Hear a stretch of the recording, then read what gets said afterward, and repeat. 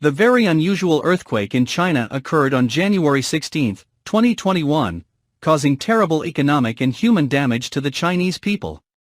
Instead of appearing at the intersection of two tectonic plates like the major earthquakes of the year, the earthquake in China yesterday happened inside a tectonic plate.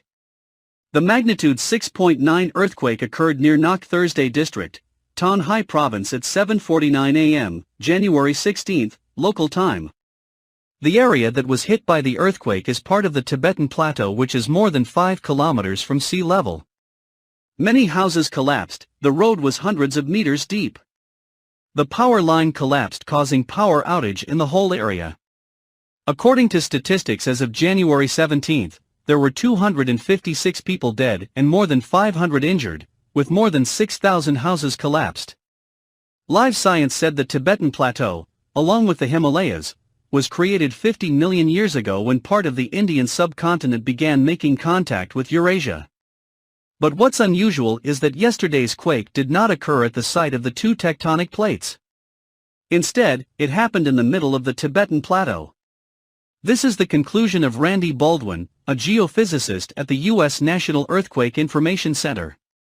The deadliest earthquake in human history that hit Shaanxi Province, China in 1556 and killed 830,000 people also occurred inside the tectonic plate. The Tibetan Plateau is continuing to be lifted through its own tectonic process, at the same time being clamped and dragged away by many other powers.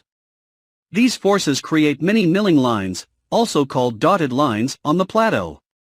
Scientists have yet to determine which milling lines were cut in yesterday's quake. Baldwin says it can be a little tricky. The two sides of the milling line move in opposite directions, releasing an enormous amount of energy. Although the Qinghai earthquakes are completely different from those in Haiti and Chile, their signs are still the same. All earthquakes have one geological feature in common. First, both produce P waves that can be detected with a seismometer. Then an S-shaped wave appeared. Baldwin explained that the time interval between the P wave and the S wave allows geologists to precisely determine the position of the earthquake. Mr. Baldwin said the area affected by the Qinghai quake has still experienced aftershocks since yesterday.